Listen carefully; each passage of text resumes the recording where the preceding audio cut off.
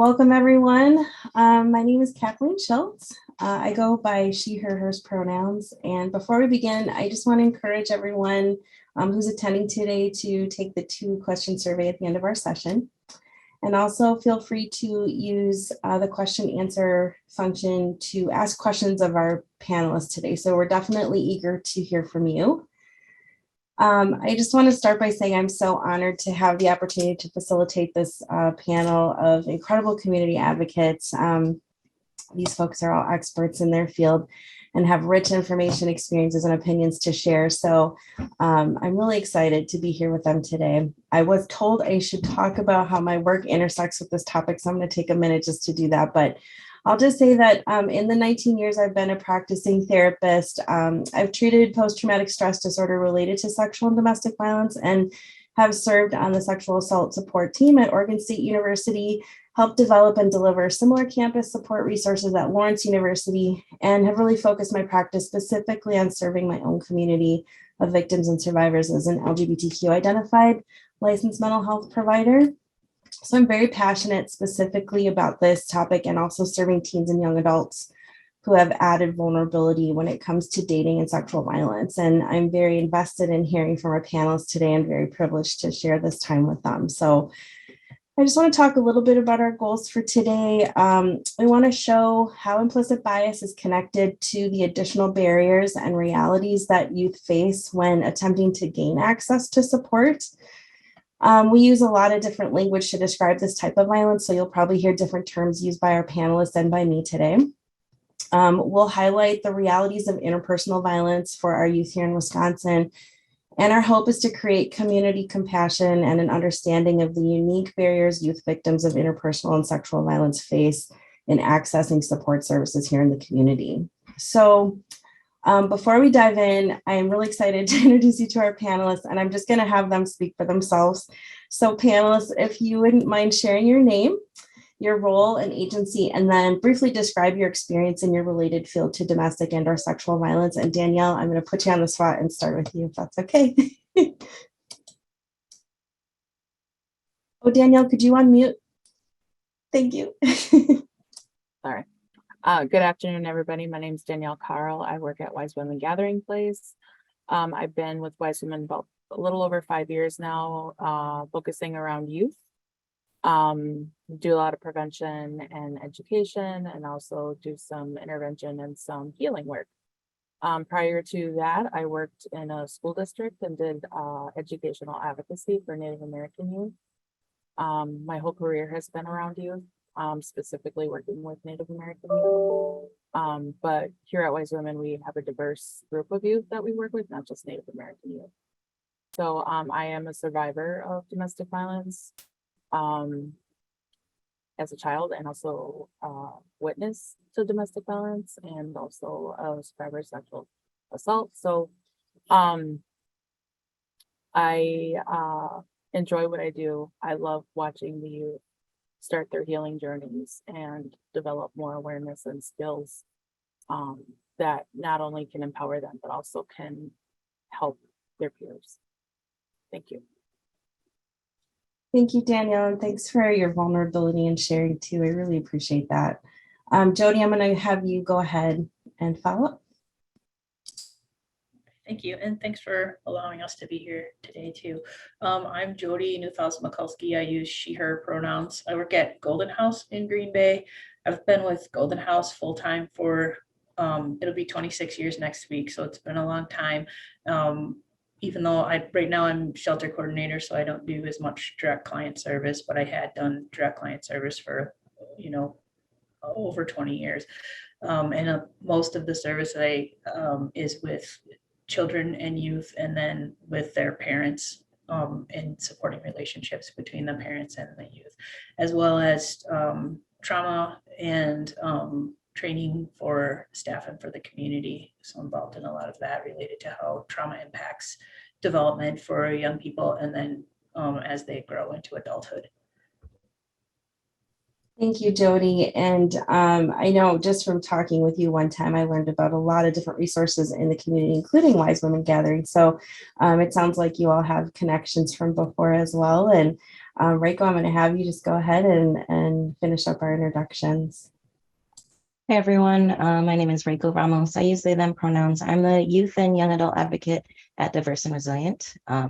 So we have an anti-violence program that works to meet the specific needs of LGBTQ people in our community who may have experienced some form of harm or violence. I've been in this role since 2020. But have been working professionally with LGBTQ youth since 2017. But I can go much further back as far as my involvement with LGBTQ youth, supporting them in formal and informal ways. So that is kind of what informs my work. Thank you so much. And we certainly do appreciate Diverse and Resilient as a resource and refer to you a lot as well. So thank you, everyone. So before I throw questions your way as a panel, I just wanted to be sure we were all on the same page regarding youth interpersonal and domestic violence, sometimes referred to as dating violence, and definitions of implicit bias for our participants. So I'm just going to go through a couple things real quickly, and then we can get started. So according to the CDC, teen dating violence is very common. So data from the Youth Risk Behavior Survey in 2019 indicates that among US high school students who reported dating during the 12 months before the survey, about 1 in 12 experienced physical dating violence, and also 1 in 12 experienced sexual dating violence. So we know that some teens are at greater risk than others. Female students experience higher rates of physical and sexual dating violence than male students. Students who identified LGBTQ or those who are unsure of their gender identity experienced higher rates of physical and sexual dating violence compared to students who identified as heterosexual. According to the U.S. Department of Health and Human Services, bias consists of attitudes, behaviors, and actions that are prejudiced in favor of or against a person or group compared to another. And on that personal level, implicit bias is a form of bias that occurs automatically and unintentionally that nevertheless affects judgments, decisions, and behaviors. And we've been talking a lot at Prevea about how implicit bias contributes to things like minority stress and health inequities. So stress is one of the top 10 social determinants of health inequities, according to the World Health Organization. And individuals can be targeted for discrimination and experience the consequences of this discrimination, even if they are not aware of being targeted and the perpetrators are unaware of their bias. So we want to keep this in mind as we're talking with panelists and getting their personal and professional experiences with this. So let's go ahead and dive in. And again, I'll just remind participants, go ahead and use that Q&A function if you want to ask one or all of the panelists a question. So I'm just going to start with Jody and then have Reiko follow up, and then we'll end with Danielle since we made you start the last time. Can you talk about how long you have worked in your current field and what things are constant in your supportive efforts? So what do you consistently turn to in order to support youth? And Jody, go ahead and start us out if you want. Okay, I can start you out. So I've been here at the Golden House, like I said, for 26 years. I have worked with children and youth all of my life. That's where my my passions lie and what I think I'm kind of good at, maybe, or at least what I'm trained to do. So it's been a very long time. The consistent that I know is that youth thrive in relationship just like adults do, and that one consistent caring adult can make all the difference for young people. And now in my work, ideally it's the parents, and we can teach the parents skills, but I know that there are times when it can't be the parent, and then helping youth to find that caring adult, I think just can make all the difference for them, especially youth who've been raised with trauma, since trauma can really impact how you feel about yourself and how you feel in relationship to others. So that's kind of my motto, basically. It doesn't have to be me, because it'd be ideal if it's someone who's not paid to be there for them, but someone who actually is in their life naturally, that they can seek out and have available at any time that they need an adult, whether it's a family member, someone at school, or just anybody who would be there for them. So that's been my consistent, that's like one thing that hasn't changed. Can I ask you, Jody, just to kind of go off of what you were saying, can you talk a little bit about the types of skills that you try to teach parents and how you try to help them best support their kids? Sure. So, well, when I think about, parents that have had domestic violence, sometimes they, they struggle with knowing how to parent because they haven't been free to do parenting the way that they want to in their home. So, kind of talking to them about what would you like to be as a parent? What do you see as hopes and dreams for your kids? If you want to get to the cultural piece, it never is like, what does your culture do? It's usually, what did your family do when you were a kid? Or were there an aunt or uncle that meant a lot to you? And what was their, how did that look? Is there, to try to get, because it is important to get to that piece too. But in addition, sometimes parents don't even have they don't understand child development and what's normal for a kid and what behaviors you can expect from young people.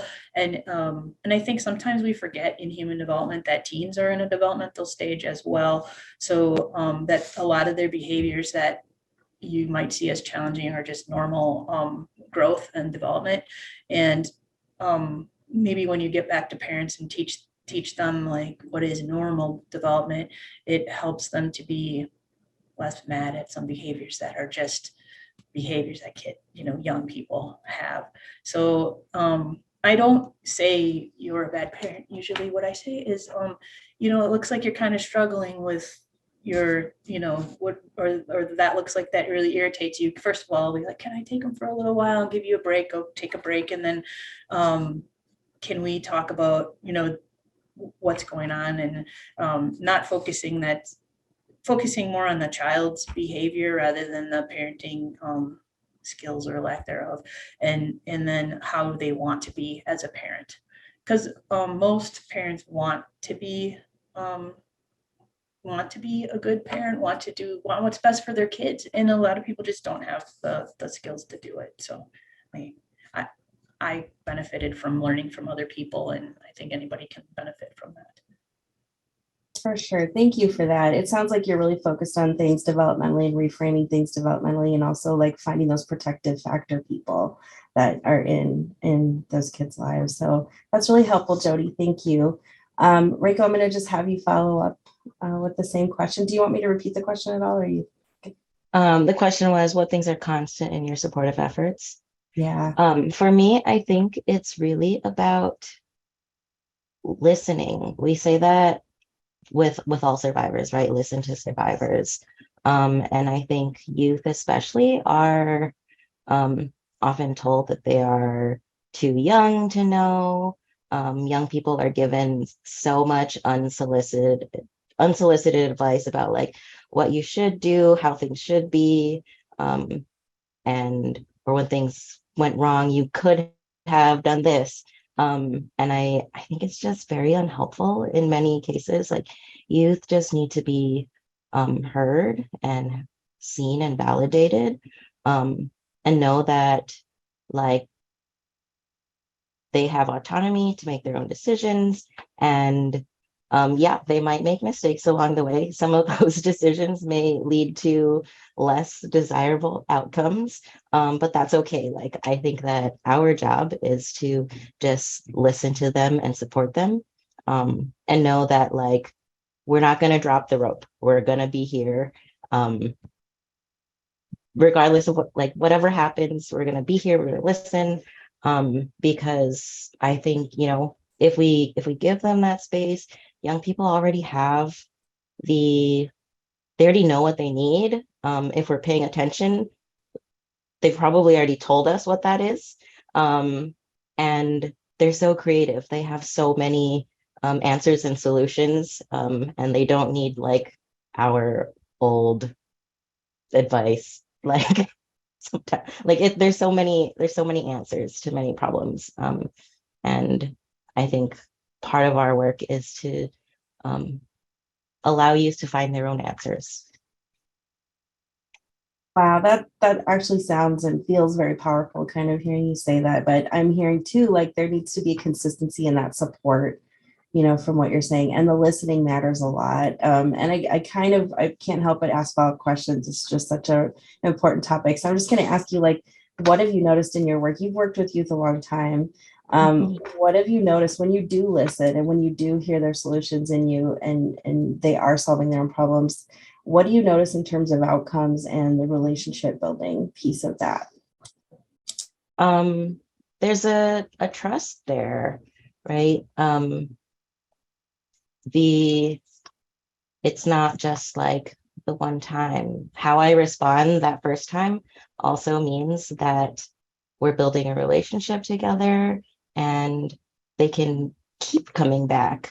That like, okay, this might be the one issue in my life right now. Rachel was a safe person, or so-and-so is a safe person that I can talk to about this. But like, it's not a one-time thing, right? So the next time something comes up, they already have enough information to know that like, okay, I can go back to this person for future support. Really helpful. Thank you. I'm gonna go to you, Danielle, and let's have you talk a little bit about the constants in your support. And I think you mentioned too, you've been in your role, did you say 5 years? How long have you been working with victims and survivors of domestic violence? For 5 years, but my whole career has been centered around youth. Okay, excellent. Go ahead. Sorry about that. So for me, what's constant for me is being able to center youth voices, to make sure that their voices are heard, and also understanding that they have their own best interests at heart. They mean well, honoring their perspective, showing compassion, empathy, and just being caring support and being consistent about it. Also, something super important, I think, is being staying neutral and being non-judgmental. Confidentiality is so important to youth. They want to know that you're not running back and telling their parent or guardian what's being shared or what skills we're working on. And we always tell our youth, like, we're not going to go back and tell. If you want to share what we did in group, that's up to you, but we part of our norms or our ways of being in space together is whatever is said here stays here. And we also don't share other people's experiences or stories. So, if they want to share their own journey with someone, that's up to them. We will never do that for them. So that's, I think, a constant for me. And just going back to your question, for Reiko, is around what do we see when we're doing that constant thing with them? We see transformation. We see them accessing more services. We see just an incredible amount of growth. We see confidence building. We see empowerment. Like, they're becoming a resource to their peers. So we actually get to see their whole transformation from when they come and how much growth that they have acquired through all of the skills and the programs that they do within what we provide here at Wise Women, which to me is the most rewarding part of it. Yeah, that's really that facilitating hope piece too, which is, honestly was unexpected. I didn't expect to hear that, but that actually leaves me feeling very hopeful. But I love, Danielle, how you talk about being with the youth. So it's like the way that you're being with them matters, and really builds their skills and builds their experience and resilience in that too. So thank you for sharing that. Danielle, I'm going to just have you go ahead and start again, if that's okay. What's one thing that you would like people to know about youth victims of domestic violence? And then we'll go Reiko and then Jody after that. So one thing you'd like people to know. Sure. I think that's a loaded question. There's so much to unpack there. But just some of the thoughts that I had was that they don't have the tools to navigate that. And they're not getting the education and the awareness. They're not getting those tools. we tell youth to reach out to a trusted adult, and most likely they're not going to. They're going to reach out to another peer, and that peer is not going to have the know-how to navigate that situation and help their friend or family member, because most likely they don't have the tools either. And so when we work with youth, many don't have that option of a trusted adult. They are usually surrounded by unhealthy relationships themselves. And they might even go to somebody who is in an unhealthy relationship and might be given some misinformation that probably might not help. But also just the importance of that having the support of a caring adult is very common for our youth. They don't trust adults. They don't trust adults at school. They don't trust certain adults in the family for whatever reason. And again, it's ageism, I think, plays a big part in that, is people talk down to youth. They don't get on their level. They kind of tell them what to do. And so what we see is I see personally not a lot of youth that reach out to caring adults because of the mistrust. So either they've experienced that or it's intergenerational, where there's a history of mistrust of reaching out to certain adults in certain professions. And also the historical part of that, the historical mistrust of systems that have failed our people for a long time. So I'm complete. Really excellent point. Yeah, I think we talk about that a lot too in our diversity, inclusion, and belonging conversations. Just about when people are walking in the door, they bring history with them, and history sometimes of bad experiences, and then historical pain around those disparities and around that marginalization too. So thank you so much, Danielle, for that. And we're going to go to Reiko and have you answer one thing that you want us to know. Yeah. Oh my, Danielle, I just love everything you just said. And the thing I want to add to that is for everyone on the call here, those of us in helping professions, is to really ask ourselves why that is that youth don't reach out, and what role we have in that, because as folks in helping professions, it's really easy to say, I'm the safe person, but we don't get to decide who's safe. And so if people are not coming to us, there's a reason for that. And we have a responsibility.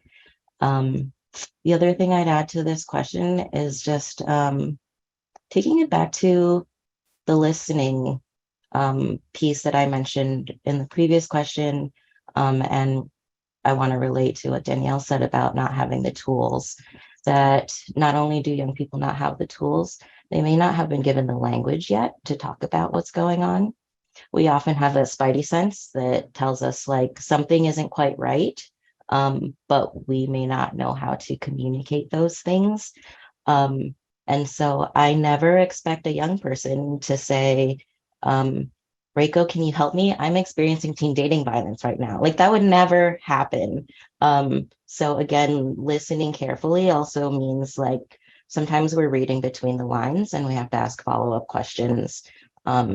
So when someone shares an experience that is ooh, that might be a red flag, that might be a yellow flag for us, that we're asking appropriate, relevant, but also non-invasive questions to find out and just open the door for that young person to share more about that if they want to, because they're not going to come up to you, knock on your office door, or send you an email and call it domestic violence or teen dating violence.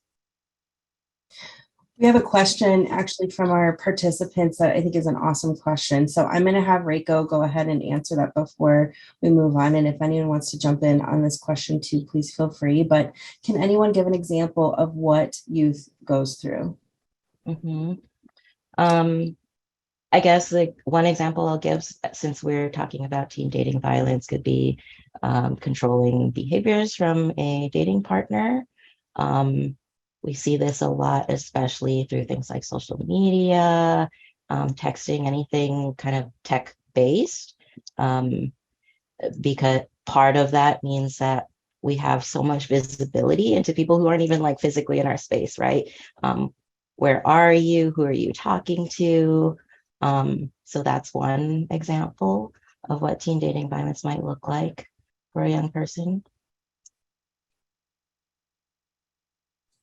Does anyone else want to share an example of kind of what they've seen in their work in terms of what the youth that they're working with go through with dating violence?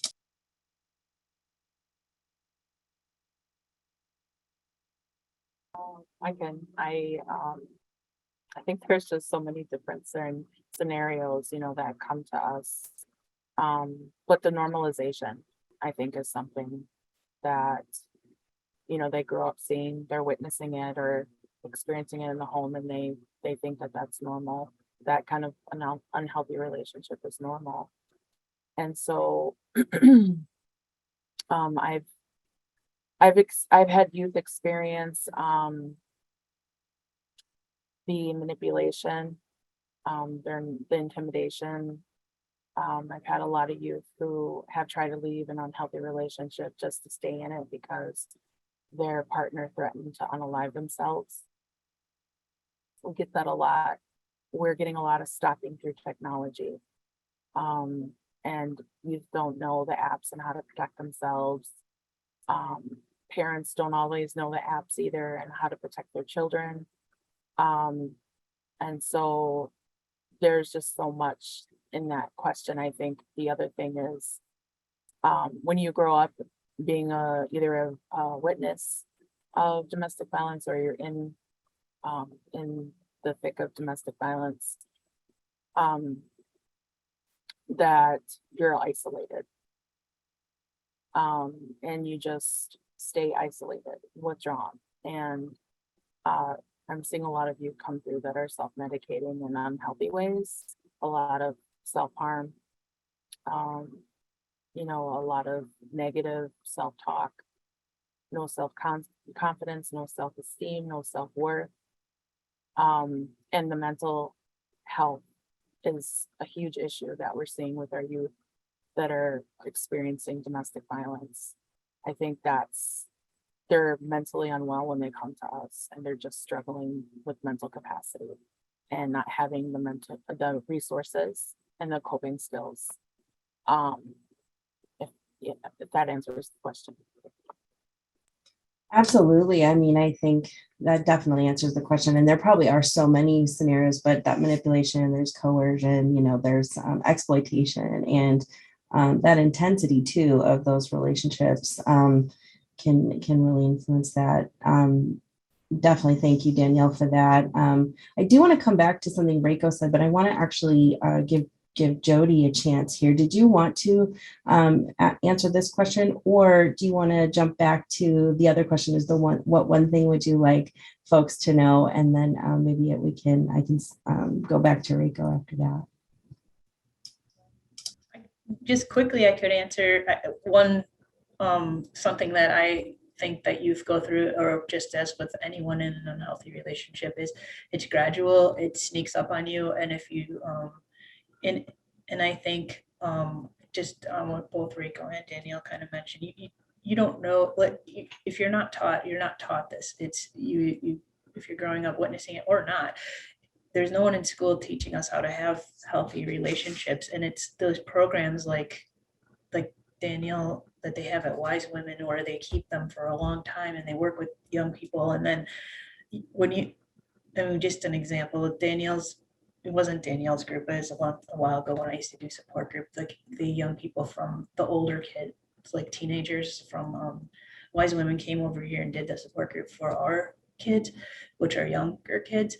And the way that they were able to articulate what a healthy relationship is and explain it to our younger folks was like, if every kid could have that skill, I think then we would know if our friends are in an abusive relationship, right? We would know if we're getting into an unhealthy relationship. So it's kind of ties to both. That was my one thing, is that,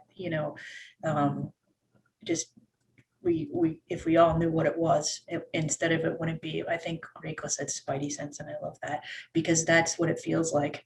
But if you know what it is, then you can put your finger on it a little bit. You can have words to speak to it. And then you can know what a healthy relationship is too. Because if you only have this tingly spidey sense, it's gradual, and it builds up and it builds up, and before you know it, then that's when you realize, oh, this isn't good. So that's probably what I'd want to say. That kind of talks to both of those two things. Yeah, I really appreciate that, Jody. I think the education piece is such an important piece. And so like, I'm just noticing on different levels, we're talking about intervention on different levels, right? So we have these groups where you can connect and then also get that education. You have that one-on-one piece, working with families and systems that way. I really appreciated, Reiko, you talking specifically about creating safety in spaces, and especially as a provider or an advocate or a resource of support, making sure that that you are not assuming that you are safe, but that you are allowing youth to decide who is safe.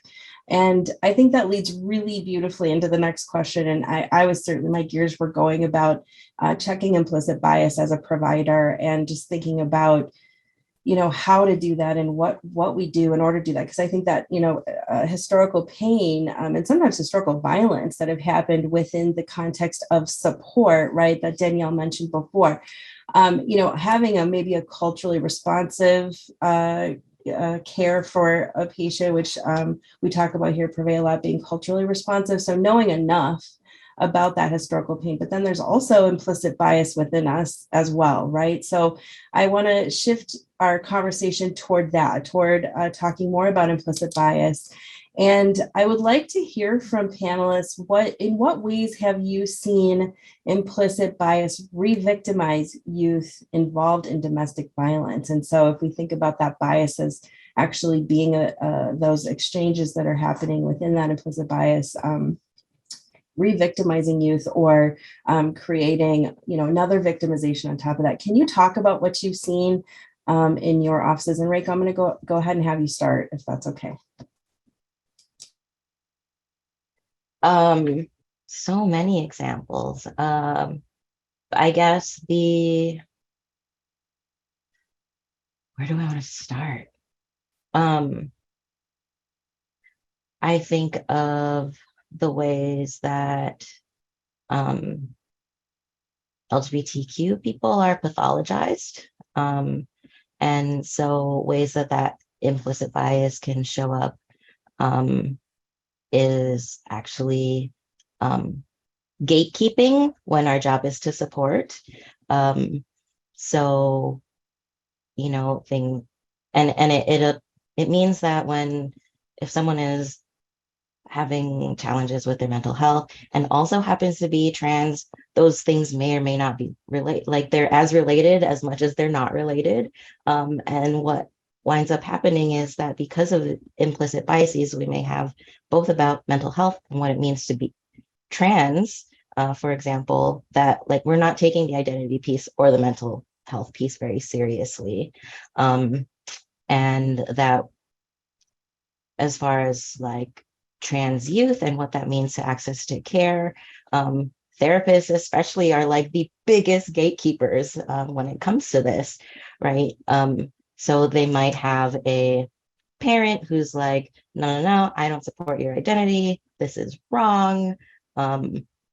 And so there's this layer of rejection based on someone's identity. At Diverse and Resilient, we're always reminding folks that things like family rejection are a form of domestic violence. Many of the tactics of power and control that we see in domestic violence also happen with rejection around someone's identity. And there's power and control and coercion.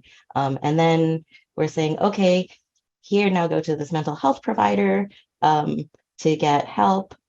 We don't know if this is a safe mental health provider. Is this person going to see me and affirm me, or are they going to try to fix me? And like a young trans person's goals might actually be very different for reasons for seeing a therapist than their parent who's like, oh, you're trans, you need to go to therapy, right? So lots of layers there.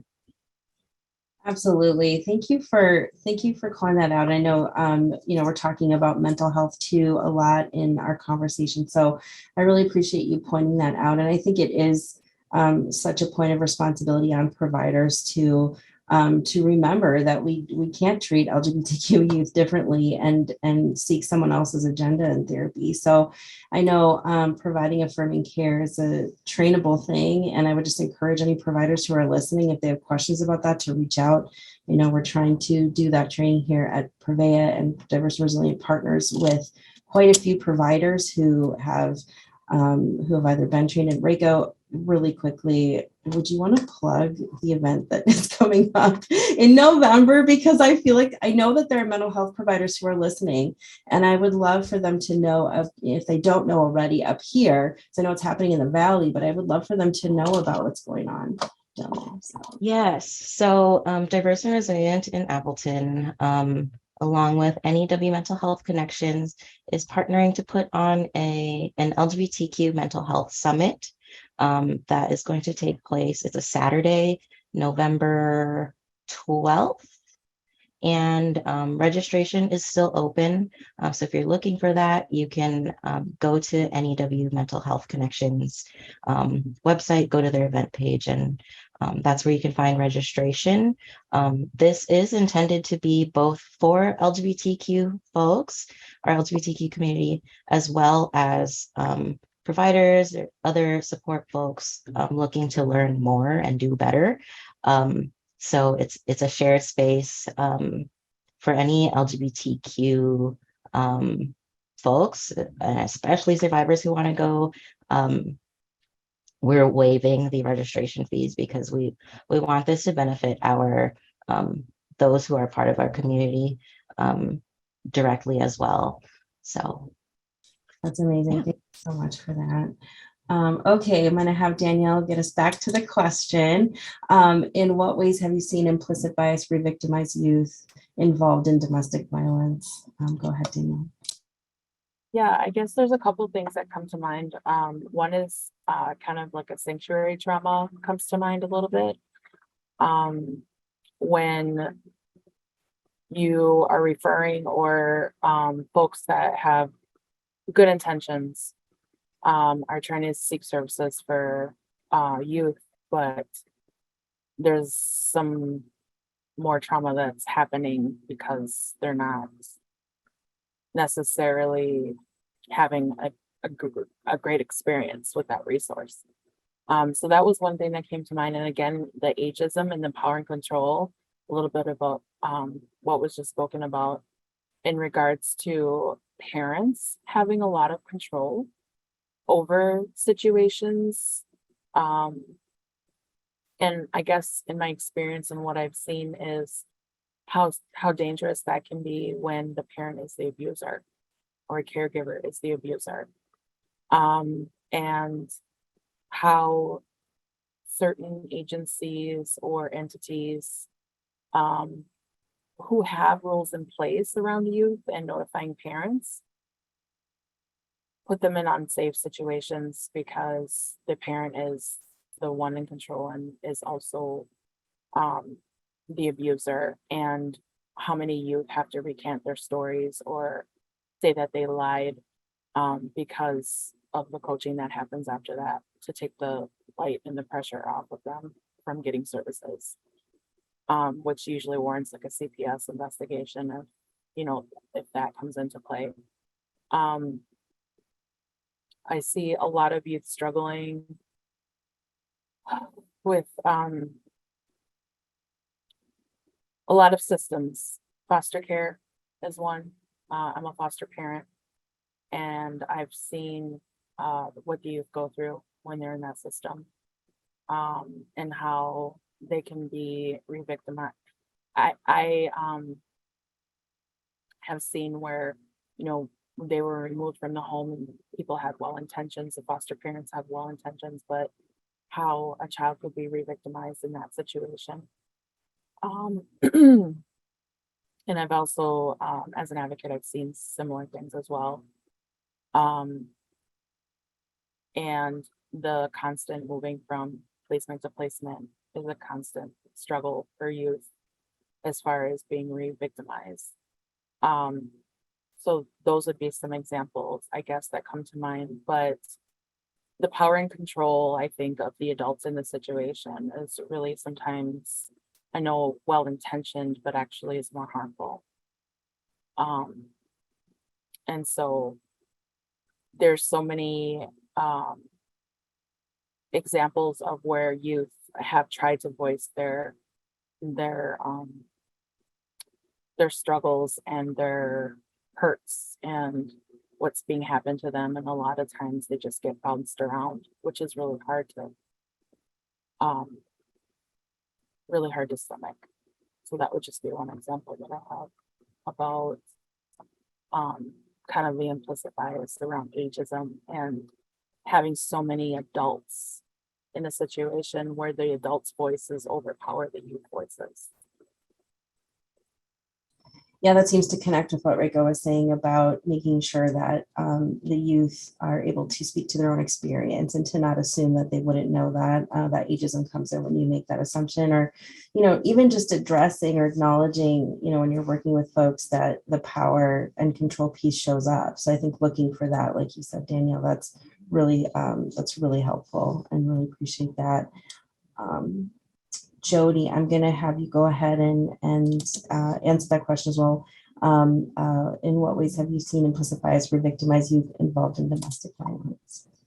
I think Reiko and Danielle gave a nice, thorough explanation. I would, and it's probably the same thing said a different way, is just adults assuming that youth need decisions made for them, and then forcing them to be part of make those decisions for them, and and then I would say access to services even as well. And I think that's kind of what's covered in some of the who you choose to be their therapist, but even when they want to have access to, something like diverse and resilient or something like that, how do they even get that? It's different for youth because they don't have transportation. They rely on adults in a big way, and then we make our decisions for them. And then you also, adults in the system assuming that the best place for youth is with a parent when it isn't. If, say, a young person runs away or is maybe maybe fighting with a parent who's been abusive, and it seems like it's all the time been against this child, this young person, and then when they stand up, they end up arrested, or they end up right back in the home where situations are just not safe for them. So it's really just not including them in the decision-making process. Yeah, that's a really great example. And I'm glad you also brought up access and the barriers to access even, so we have these amazing resources, but if the abuser is in your home, or if, you then you have to go through a system. And I would just draw attention to him. I'm going to give Reiko another chance to talk about this because they have another example to share. But I just want to say too that, we're working with folks. It is so important to look at the double and triple ways in which they're discriminated. So looking at that from an intersectional standpoint and being able to say, this person is not just experiencing possibly transphobia, but maybe they're experiencing racism within their systems of support, or within the system in general, or within your office. So there's this piece of understanding where, in what ways, the folks we're working with are experiencing discrimination, but then also how we might perpetrate that. And so when we look at implicit bias, looking at what are our assumptions, what are our judgments, and you spoke to that well too, Jody,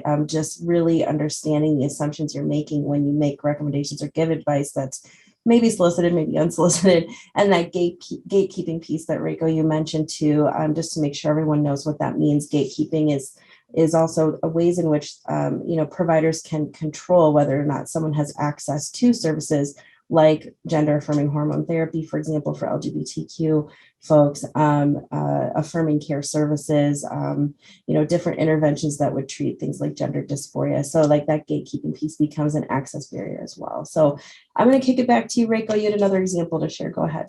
Yeah, I love the way that we are talking about just noticing the ways that power and control that shows up and is produced and reproduced, even in system helping professions, some of the systems that Danielle mentioned.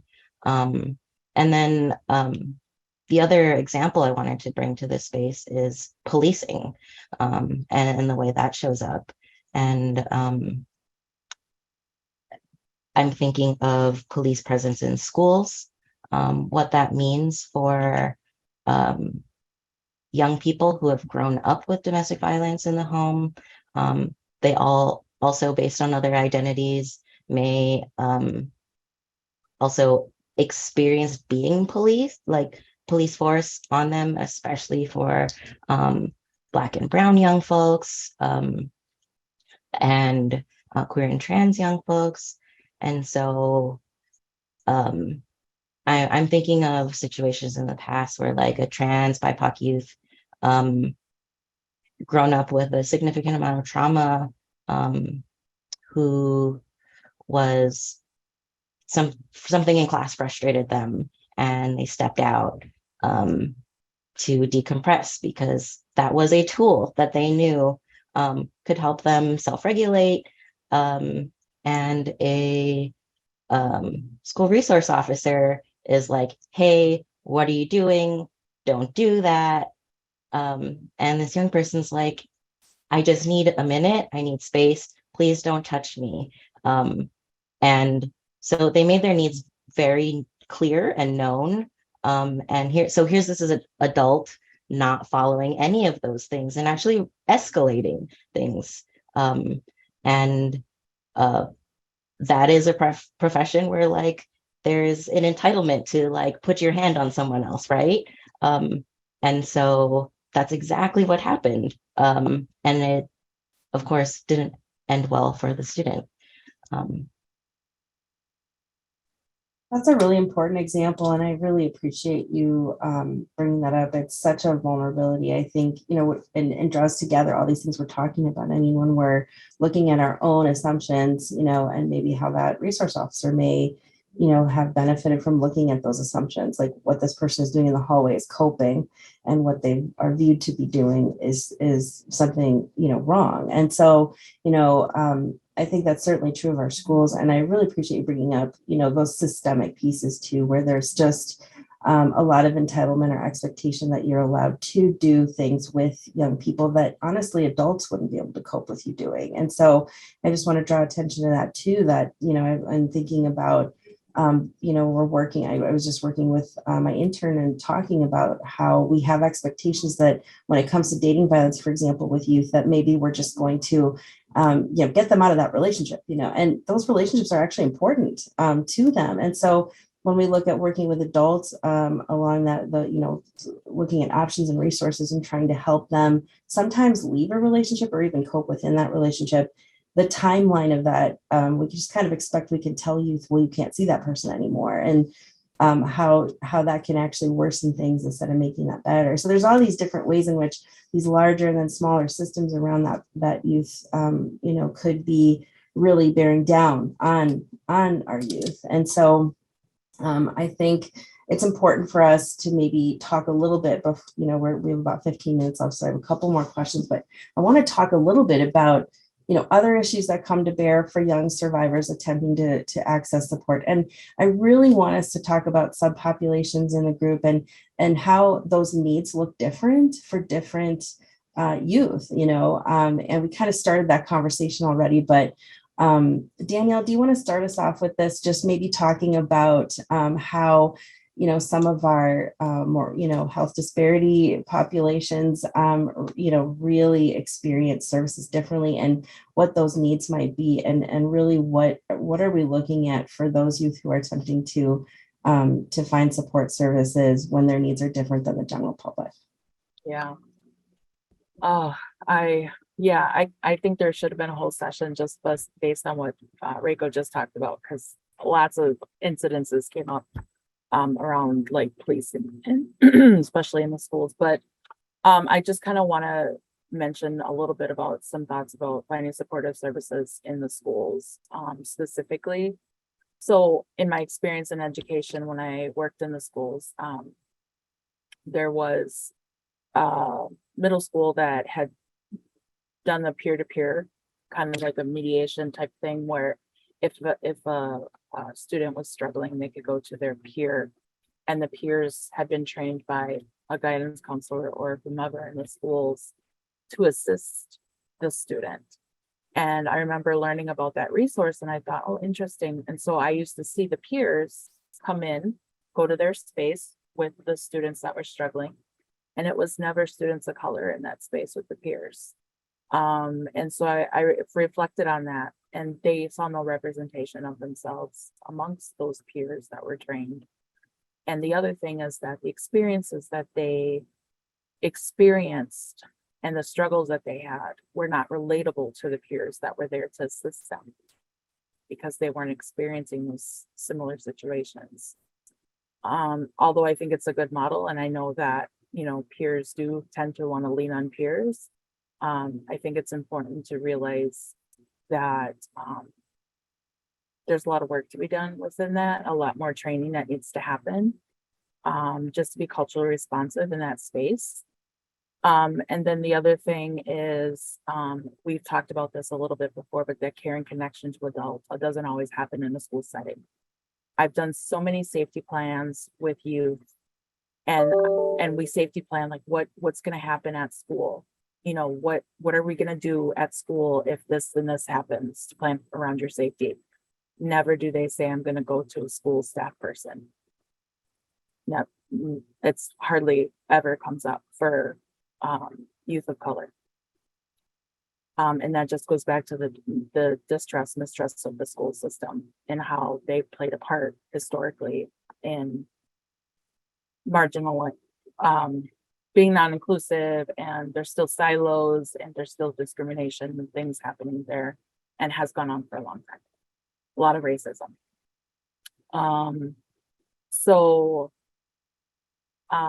The other thing I wanted to mention was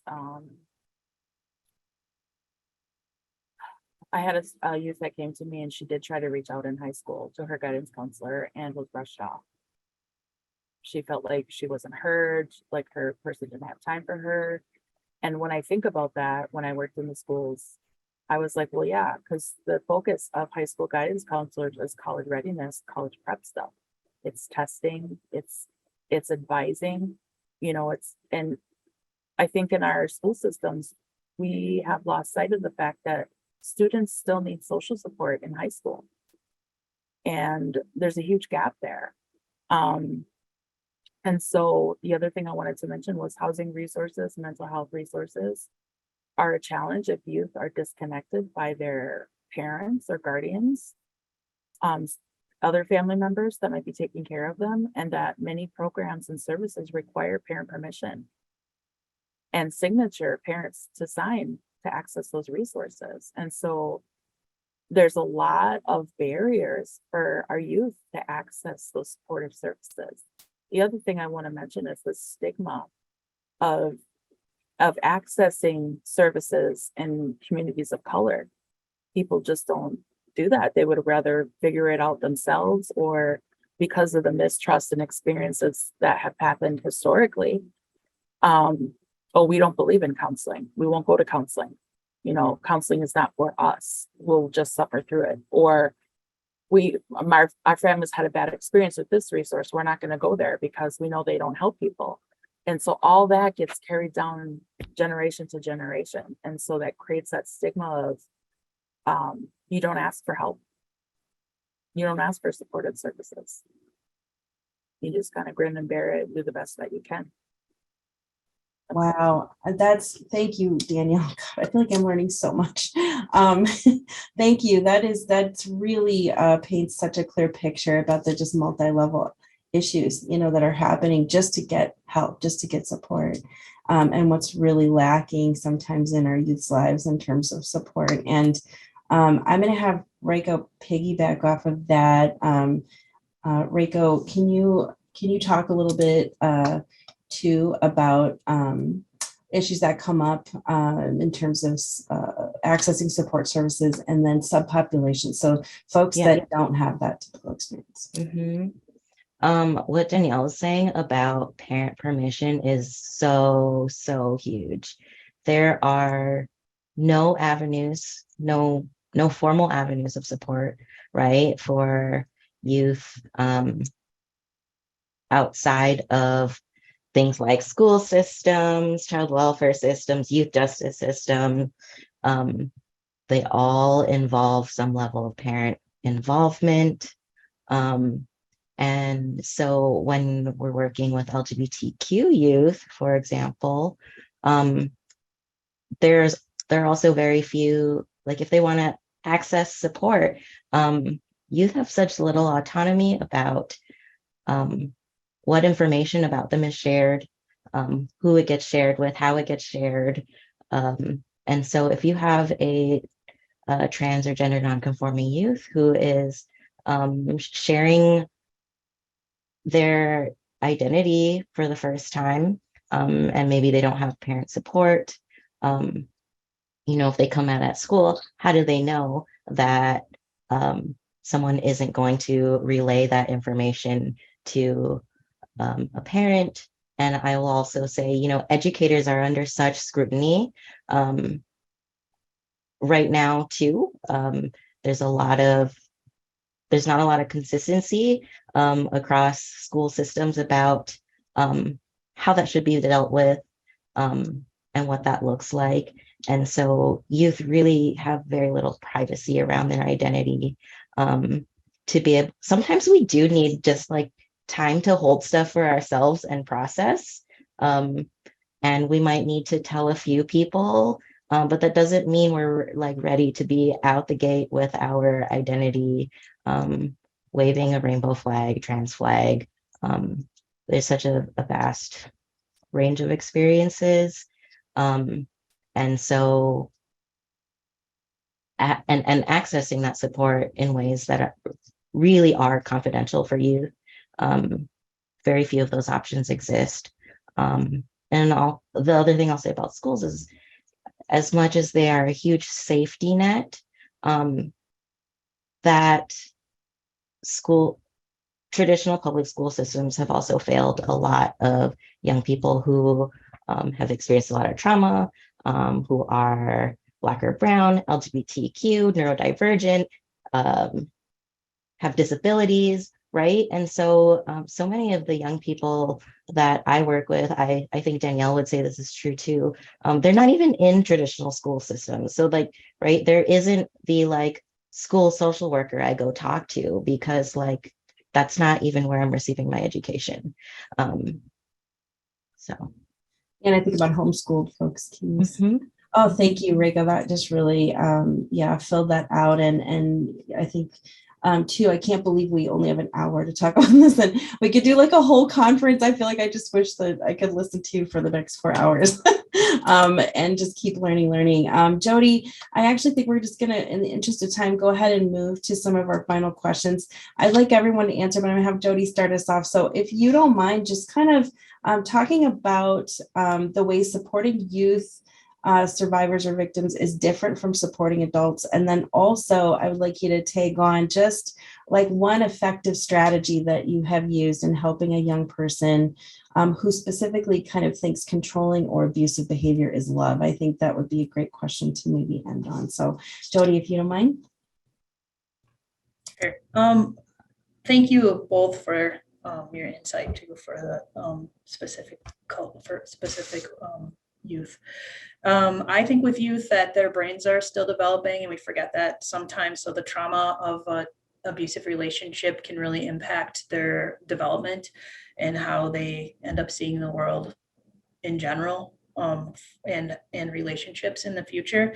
So I think that's one thing that's very different from adults. It impacts everyone, but young people's brains are still really developing.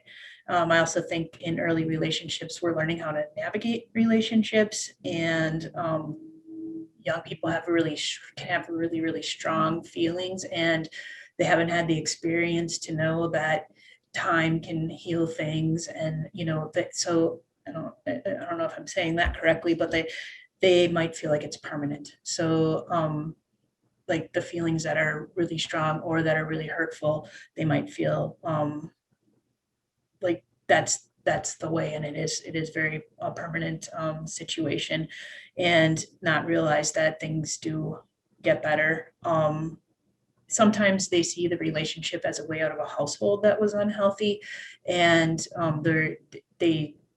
it's I've heard a number of times it's better than what's happening at my house, or something like that. Well, you still don't deserve to be treated in that kind of way. I could also understand where they're coming from in that situation.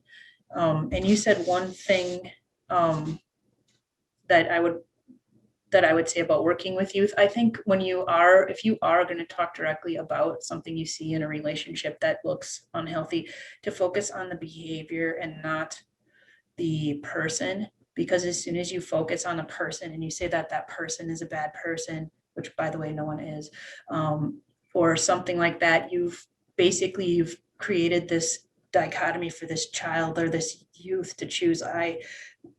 You are my you're who I talked to about this, and you said that this other person who I really care about is a bad person. Well, now they may not come to you anymore. And with the isolation of domestic violence already, you've really just created a place where they can't come to you anymore with that. So That's so excellent, Jody. Thank you. It is killing me that I don't have time to allow Reiko and Danielle to answer that question. Please feel free to reach out to all of our panelists if you want more information. But also, thank you so much. You all are truly inspiring. I'm really moved, and we're grateful that you agreed to join us today. I've learned so much from you. Please take the survey. I'm not going to give you the Be Safe spiel, but please take the survey, and thank you everyone for participating and attending today. This is such an important topic, and I just cannot thank the panelists enough. Jody, Danielle, Reiko, thank you for the work that you do with youth and with families. And everyone, just have a great day, and please let us know if you have any feedback or questions. Thank you. Bye, everybody. Thank you.